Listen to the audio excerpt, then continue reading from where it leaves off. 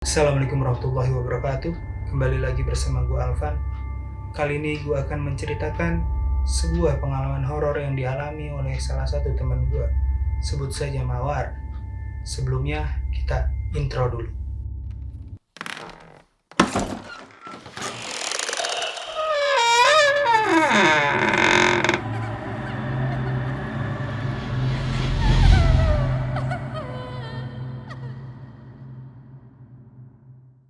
Sebelum gue menceritakan kisah ini, gue akan mempertegas bahwa nama-nama yang gue sebutkan dalam cerita ini merupakan nama yang sudah disamarkan dan juga runutan kejadian dari waktu yang ada di dalam cerita ini tidaklah runut, jadi diceritakan secara acak. Oke, waktunya bercerita. Cerita dimulai ketika teman gue yang bernama Mawar melaksanakan KKN di salah satu desa yang ada di Jawa Tengah. Tim Mawar ini terdiri dari 5 orang, 2 laki-laki dan 3 perempuan. Ada Farid sebagai Kordes atau koordinator desa, ada Arif, dan juga Bunga dan Laras. Kecurigaan Mawar dimulai ketika Farid selaku Kordes waktu itu memfoto tempat-tempat yang menjadi posko KKN mereka. Mawar merasakan firasat yang tidak enak ketika melihat foto dari kamar mandi dan juga dari dapur yang ada di posko KKN. Untuk melanjutkan cerita ini agar lebih jelasnya, gue akan menampilkan denah dari posko KKN ini. Ini dia denahnya. Di sana terdapat ruang tamu, ruang kecil, kamar perempuan, kamar Arif, dapur, ruang misterius, kamar mandi, dan gudang yang gelap. Di sana terdapat sebuah kamar yang cukup misterius karena pada awal-awal mereka melaksanakan KKN di sana, kamar itu digembok, tapi pada suatu waktu kamar itu akhirnya ditunjukkan. Kemudian inilah awal ceritanya. Cerita pertama ini terjadi ketika Mawar dan Farid hanya berdua di posko KKN. Sedangkan Arif, Laras, dan Bunga berada di desa sebelah sedang melaksanakan kegiatan KKN mereka. Kemudian Mawar dan Farid bercanda, mengobrol bersama. Di tengah candaan itu, di tengah tertawaan mereka, ada suara tawaan lain yang mengikuti. Suara itu, kata Mawar, terdengar seperti suara perempuan. Mawar pun berusaha untuk memastikan apa yang ia dengar. Ia menanyakannya kepada Farid. "Rid, tadi lu dengar gak suara perempuan? Tapi bukan suara gua." Farid pun yang juga mendengar dan juga takut, namun ingin agar suasana berubah tidak menjadi menyeramkan, ia menyangkal apa yang dikatakan Mawar. "Enggak kok, itu mah suara kodok." Kurang lebih seperti itu yang ia ucapkan.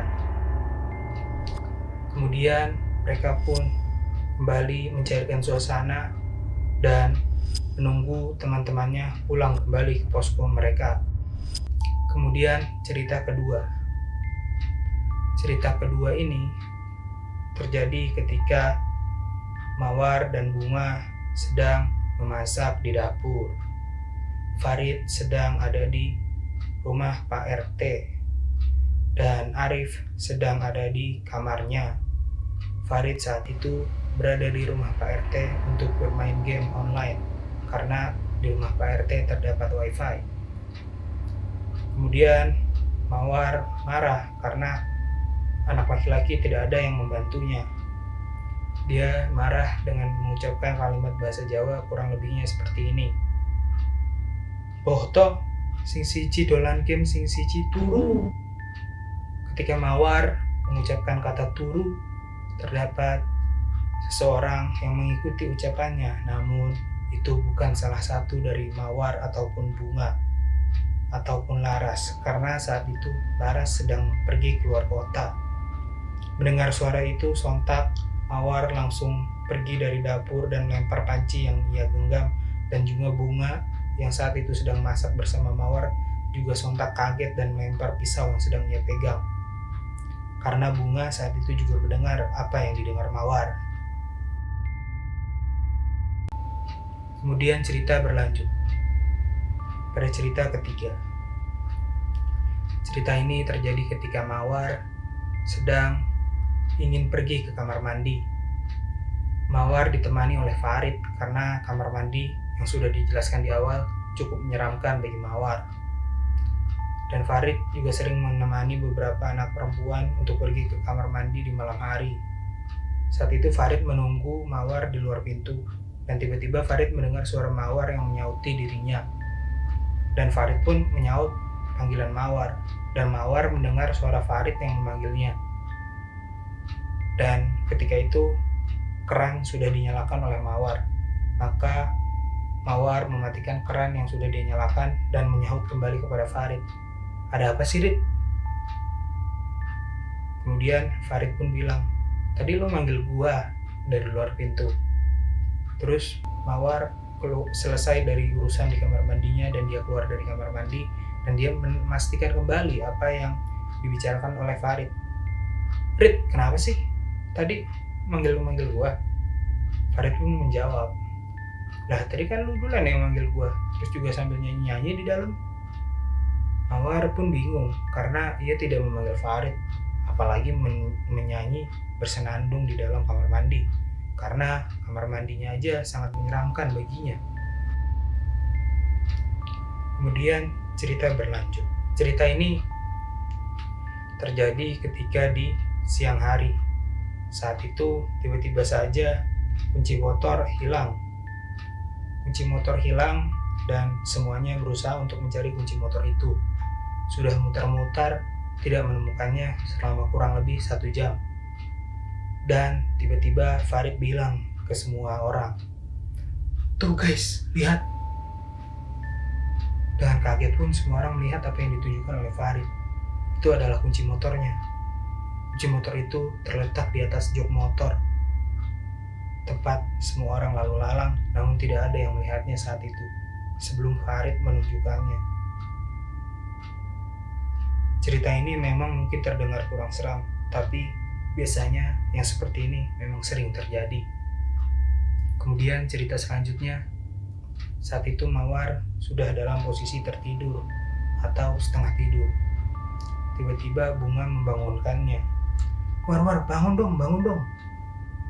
Kemudian Mawar pun sudah ada feeling, pasti hal-hal yang aneh nih.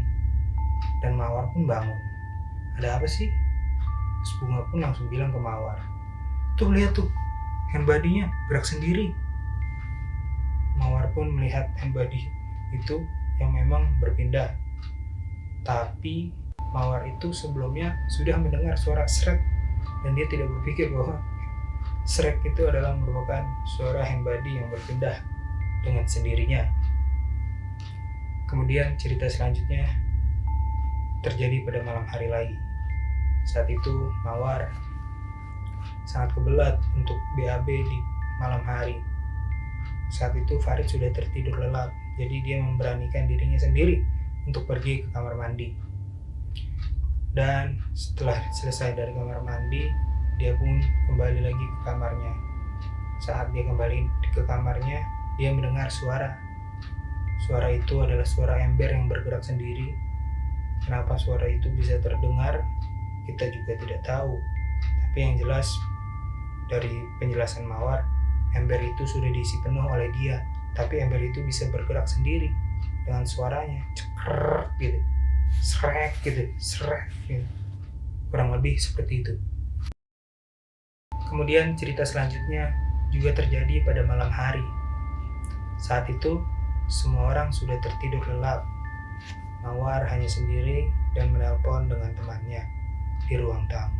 Tiba-tiba saja Mawar melihat sosok putih dari arah luar yang sekelebat lewat menuju arah dapur.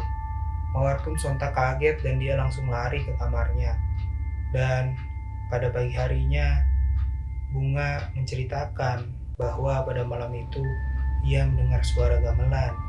Padahal sesuai dengan denah bahwa kiri kanan dari poskonya itu maupun belakang poskonya itu tidak ada siapa-siapa. Tidak ada tetangga di sekitar poskonya itu, karena kiri kanan dan belakangnya hanya ada kebun saja. Kemudian Laras pun menambahkan bahwa pada malam itu ia juga mendengar suara yang aneh. Ia mendengar suara bayi. Padahal pada malam itu dan di poskonya itu, di daerah poskonya itu, di tetangga poskonya itu tidak ada yang memiliki anak bayi, dan juga lebih tepatnya kiri kanan dan belakang dari posko itu tidak ada tetangga, yang ada hanyalah kebun. Kemudian setelah kejadian horor-horor ini, ada satu tokoh yang cukup menarik, yaitu adalah tokoh Arif. Tokoh Arif sering mendengarkan cerita-cerita yang dibicarakan oleh teman-temannya selama KKN berlangsung, yaitu kejadian-kejadian janggal. Namun Arif enggan untuk mempercayainya. Dia tetap berusaha untuk berpikir positif. Itu tidak seperti apa yang kalian bayangkan. Kurang lebih Arif beranggapan seperti itu. Namun pada suatu malam, Arif didatangi sosok yang tak kasat mata. Sosok itu mengetuk-ketuk pintunya berkali-kali pada malam itu. Dan Arif menanyakan pada pagi harinya, "Tadi malam siapa sih yang ngetok-ngetok pintu mulu? Duk, duk, duk, duk." Kurang lebih seperti itu. Namun teman-temannya menjawab, "Tidak ada. Ngapain malam-malam kita ngetok-ngetok pintu lu?" Final dari cerita ini adalah ini, cerita yang terakhir. Cerita yang cukup mencapai klimaks yang sangat menyeramkan. Siap-siap untuk mendengar cerita ini. Kalau bisa, kalian mendengarnya bersama dengan orang-orang lainnya. Cerita terakhir. Mawar menceritakan bahwa pada suatu malam Jumat,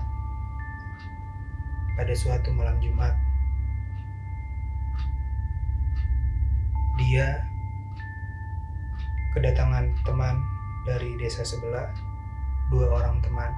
Saat itu 2 orang teman perempuan itu, dua-duanya perempuan, menginap di posko mereka, di poskonya Mawar. Kemudian mereka nginap di kamarnya Arif. Jadi kamar perempuan yang berisi perempuan itu semuanya, perempuan-perempuannya yang bertiga itu, Mawar, Bunga, dan Laras, itu pindah ke kamarnya Arif, dan Arif tidur di kamar perempuan sama si Farid. Jadi tukeran kamar karena kamarnya Arif lebih besar, jadi muat untuk berlima, ditambah 2 orang yang datang dari desa sebelah untuk nginep main di posko itu.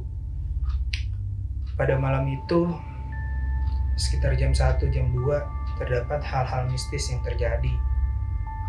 Orang-orang dari desa sebelah pun kaget karena mereka tidak terbiasa dengan kejadian-kejadian itu yang terjadi di poskonya. Namun Mawar dan teman-temannya sudah terbiasa dengan kejadian aneh yang terjadi pada saat itu. Pada pagi harinya, para perempuan pun membicarakan apa yang mereka dengar pada malam itu, pada malam Jumat itu, pada jam 1 sampai jam 2 malam atau pagi, dini hari. Keterangan dari mereka bahwa pada jam-jam itu mereka mendengar suara aktivitas-aktivitas yang terjadi seperti halnya manusia yang beraktivitas di siang hari. Ada suara orang berjalan, ada suara orang menyapu, ada suara piring-piring yang kelentang-keluntung yang terjadi pada jam-jam tersebut. Suara itu benar-benar terdengar sangat besar dan semua orang mendengarkannya. Namun tidak ada yang berani untuk keluar untuk mengecek apa yang sebenarnya terjadi. Suara aktivitas-aktivitas itu sangat menyeramkan, apalagi bila dialami langsung. Itu benar-benar cerita yang sangat gokil, sangat luar biasa gue mendapatkan cerita ini. Coba kalian bayangin, kalian di posisi itu, kalian bisa apa coba? Di luar ramai banget dan semua orang tuh denger gitu. Wah, kalian bisa tidur lagi kalau kalian kebangun. Itu adalah cerita dari Mawar, teman gue yang melaksanakan KKN di lokasi yang cukup menyeramkan, atau bisa dibilang sangat menyeramkan. Dan untuk info tambahan, lokasi itu baru diketahui oleh teman-temannya bahwa lokasi tempat KKN atau posko mereka melaksanakan KKN itu termasuk dalam golongan rumah tusuk sate posisinya. Mereka baru mengetahui itu atau menyadari hal itu setelah 2 minggu tinggal di posko tersebut. Nah, untuk ruangan mistis itu ketika dibuka oleh bapaknya, itu dibuka oleh bapak yang punya rumah, ruangan mistisnya dibuka. Nah, itu pada saat itu Mawar mencium sedikit bunga, bau-bau bunga yang ada di kamar misterius itu. Kurang lebihnya cerita Mawar kali ini sudah gue sampaikan kepada kalian.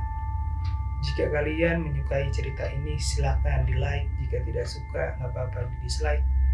Dan jika kalian sangat menyukai video ini atau konten-konten seperti ini, kalian boleh share ke teman-teman kalian yang sekiranya menyukai konten-konten seperti ini.